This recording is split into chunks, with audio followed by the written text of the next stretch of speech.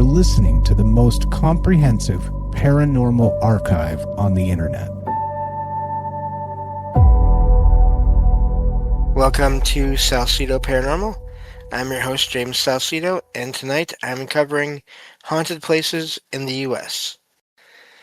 As always, you can find all episodes of the show along with links to social media, ways to listen, and ways to support the show at the website, and that is salsidoparanormal.com. That's SALSIDO paranormal.com. And there are many ways to support the show. Support is never expected, but always appreciated, as there are expenses in making these shows. You can share the show with others and rate and review it on your favorite podcast platforms. You can sign up for the Patreon feed and get all the extra content there for as little as $1 a month. And you can also check out the merchandise store and get all kinds of shirts and other items there with designs made by friends of the show. Please follow friends of the show, including Jen, the Arcane Observer, who has her own channel and is the co-host of this show on Saturdays when she's able to make it. Ricky of the Anything is Possible podcast, who does a paranormal-themed show on Sundays that I co-host with him. And also Michael Strange, host of Troubled Minds Radio, which I call into frequently, and the Troubled Minds Radio Network, KUAP Digital Broadcasting, where you can hear all kinds of amazing shows, as well as my own, online 24/7 for free. And a couple of things to keep in mind with these Haunted Places shows. The way I do this is I find some locations in each state in the U.S. and get a summary generated, and then share the links to the articles that I used for research on the episode description, so you can do your own research and see pictures of the places and all those things. So that's how I format these shows. Also, please, if you're thinking that you'd like to visit any of these places, keep in mind that articles can be they're published at one point, and so the information can things can change. I always have a hard time figuring out what to say with this. The point is, places can change ownership and or functions over years, so please make sure that whatever place you want to visit, it is available for visitors, and make sure you know when and where and how to do that, because I do not recommend trespassing for any reason. And also, I will probably mispronounce things as I go because words and names can be hard, so I apologize for that as well in advance. Getting back to these locations here, we are still in Mississippi, not Missouri yet, Mississippi. And this first location I'll talk about here in this episode is let's see here, I scrolled too far, King's Tavern in Natchez, not sure, Mississippi. This is often described as both the oldest building in the city and one of its most famously haunted spots, with a history that blends frontier hardship, documented discovery of human remains, and a strong body of ghost lore centered on a woman named Madeline and several violent outlaws. Early history of the building and the building. The structure that became King's Tavern dates to the late 1760s, when it was built as a blockhouse associated with nearby British Fort Panmure, Panmure, during the colonial period.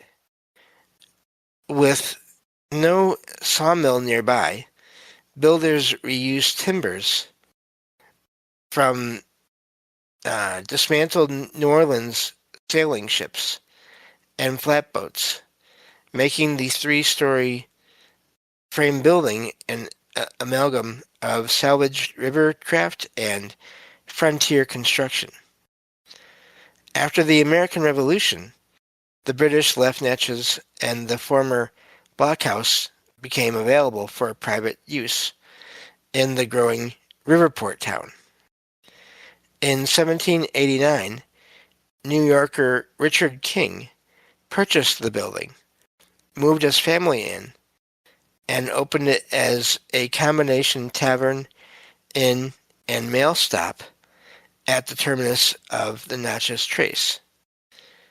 King's Tavern as Frontier Inn.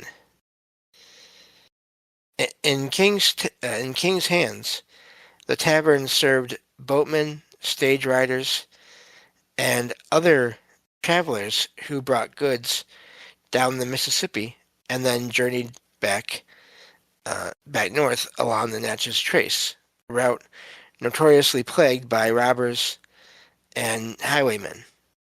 King's establishment functioned as a stage stop, an informal postal drop, making Richard King and his wife prominent local figures, while also drawing in rough clientele from the edge of the frontier. The tavern's fortunes waned in the early 1800s as steamboats made travel faster and more comfortable, reducing the need for overnight stops in Natchez.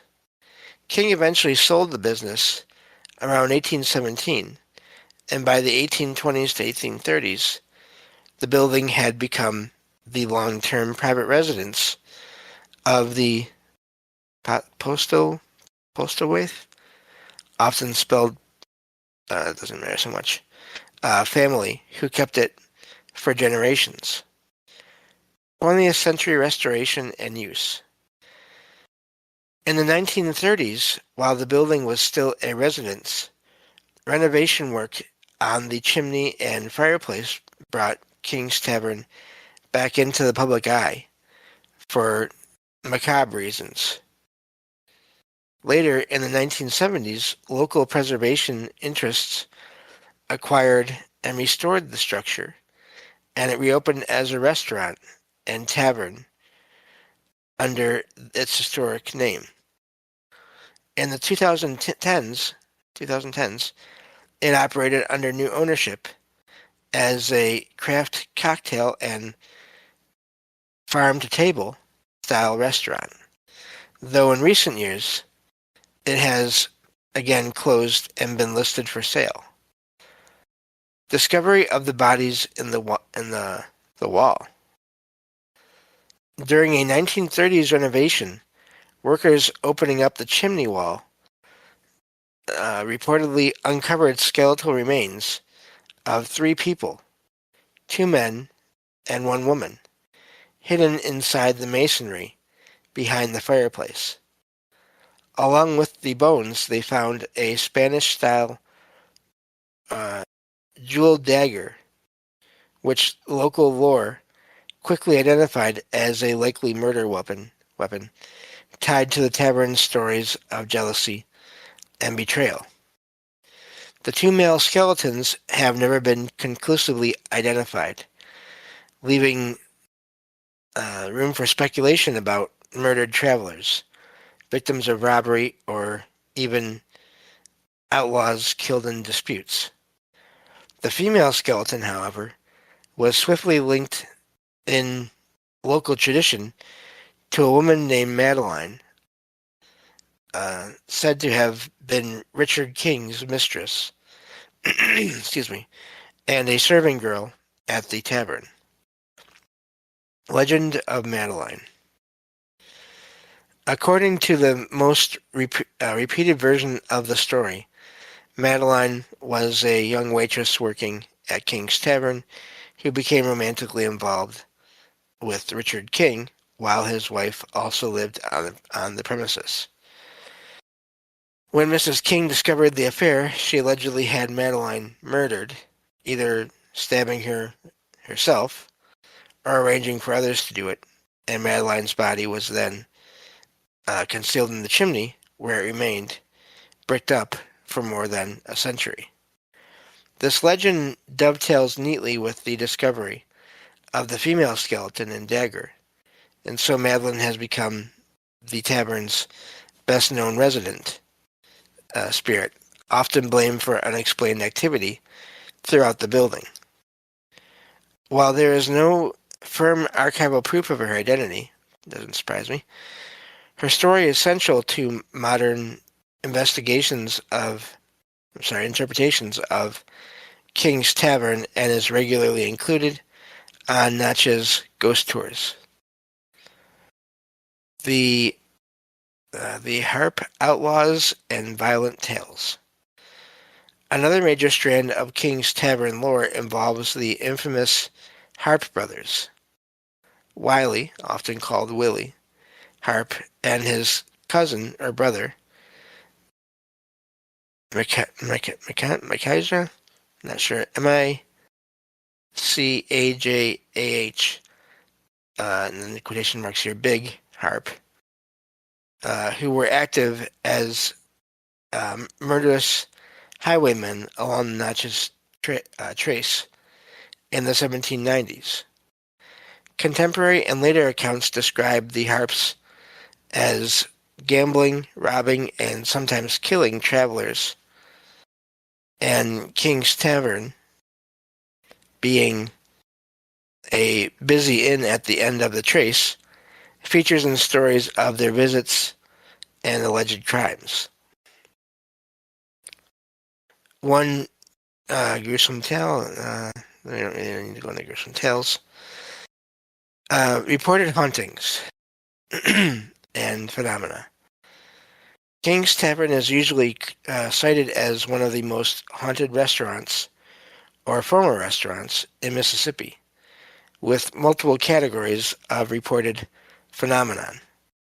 Accounts include full-bodied apparitions, poltergeist-type disturbances, so probably moving objects and things like that, unexplained sounds, and visual anomalies, many of them associated with Madeline or with the area near the old fireplace and chimney.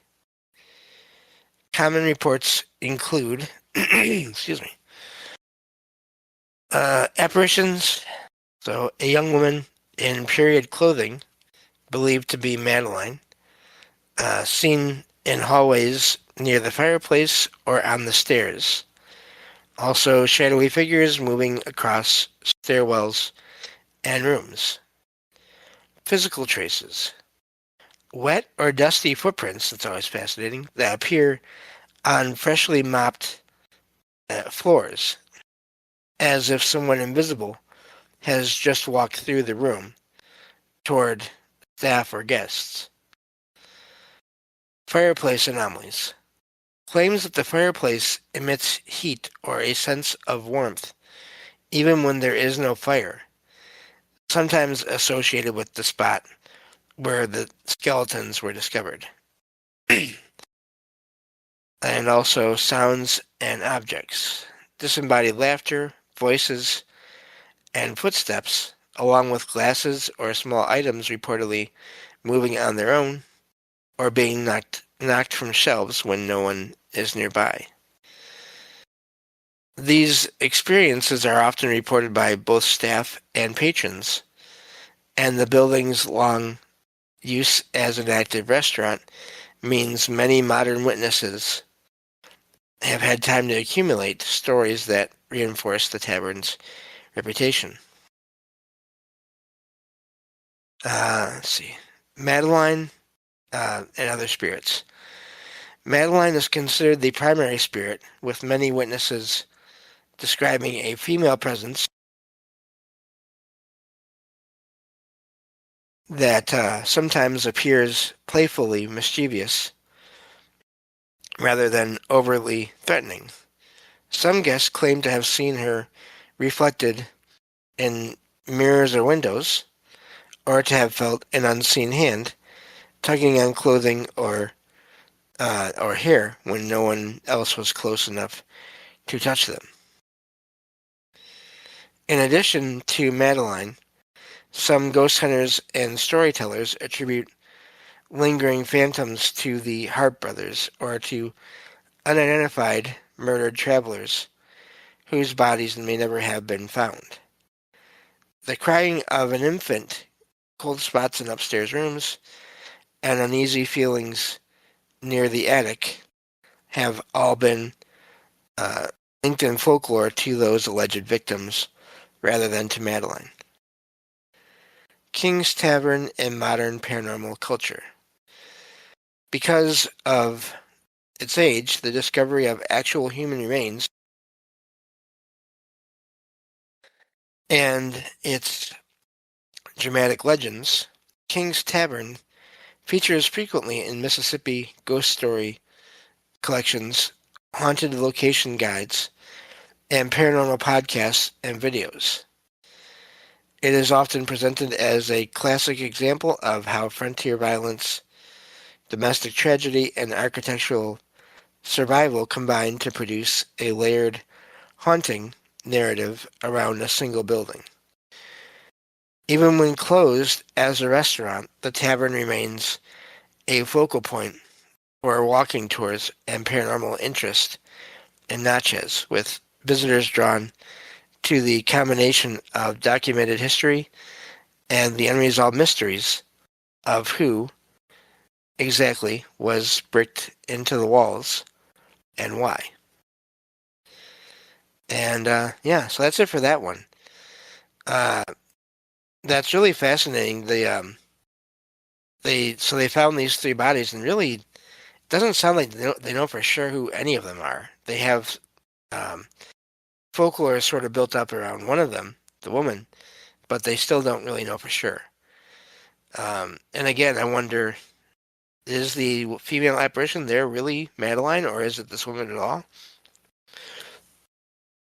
Excuse me, or it doesn't have anything to do with the woman's remains that were found in the building. It would seem like it should, because ghosts come from people that passed on. However, I don't think we can always know that for sure when there's no easy way to identify, to look at basically the remains and look at the apparition of the woman at the same time and visually say, yes, that's the same person. So this is always, but there's still activity there. So again, how does all this work? And not to say that people are wrong when they get senses, if they do get a sense of who these people are, are they getting messages from somehow these consciousness that sort of in their minds confirm that it is that woman that they're seeing. So I can't rule out that I can't say that it's not Madeline or it's not these Hart brothers that are being experienced there. I just can't say that it is for sure either. Moving on to this next location here. We're going to have to kind of abbreviate this one, but articles will be in the description. This next location is called Witch Dance in Natchez Trace Parkway. So Witch Dance is a small stop along the Natchez Trace Parkway near Houston, Mississippi, known both for its ancient native history and for a long-standing legend that makes it one of the more eerie spots on the trace. Location and setting. The stop sits at milepost 233.2 on the Natchez Trace Parkway, just south of Tupelo, probably saying that wrong, apologize, and a short distance north of Houston, in or near the Tombigbee National Forest. Today, the site is used as a small picnic or staging area with restrooms and access to hiking, biking, and horse trails, and it also serves as a bicycle-only campground. Native American background. The area around Witch Dance lies within a region once occupied by the Hopewell-related peoples who flourished roughly from 200 BC to 500 AD and built nearby mound groups such as the Bynum, Bynum Mounds between Witch Dance and Houston. According to later native tradition, two ancestral brothers, Chata and Chickasaw, eventually led related groups that became the Choctaw and Chickasaw. I'm probably saying those names wrong, I apologize. Peoples who continued to live in and travel through the broader Natchez Trace corridor. Origin of the witch dance name. Local folklore says that witches, in quotation marks, of course, once gathered in this clearing to perform nighttime ceremonies, feasts, and dances. Spot. Okay. The core legend holds that wherever their feet struck the ground during these dances, the grass withered and died. Oh, of course. Because, of course, according to a lot of superstition and, unfortunately, bias, witches are evil, which is not necessarily true. Definitely not true of all witches. So the grass withered and died, leaving small, scorched, or barren patches where nothing will grow. And these bare spots are said to still be visible in and around the site. So, let me see here. We're going to skip some here because we only have a few minutes left. Okay. So, just a little connection here. One prominent story, and again this is a story, links Big Harp from the last story up the location we covered here, the King Tavern, to the witch lore. So, accompanied by a native guide, he was shown the barren witch spots, again quotation marks there, near the trace, and defiantly jumped from patch to patch, mocking the witches and daring them to appear. After he was later tracked down and killed in Kentucky, legend says his severed head was eventually taken by a witch, ground into powder, this is a story, and used as a potion. Travelers later swore they heard crackling and or cackling laughter in the trees when the tale was retold along the trace. Anyway, reported hauntings and modern lore. Modern accounts describe witch dance as an unnerving place, with some visitors reporting chills, a sense of being watched, or unease around the scattered patches of dead or brown grass that locals still point out. Stories circulate of disembodied cackling, strange laughter from the woods, and an ongoing belief that stepping on these barren spots can bring a curse or misfortune, which leads to some locals to avoid the area at night. Today witch dance is signed and incorporated as a small stop that combines natural recreation with folklore. And there's more here, but again, there will be episodes. There will be articles in the episode description, so you can check out more on that and go from there. Thank you all for listening, and I will talk to you all next time on Salsido Paranormal. Take care.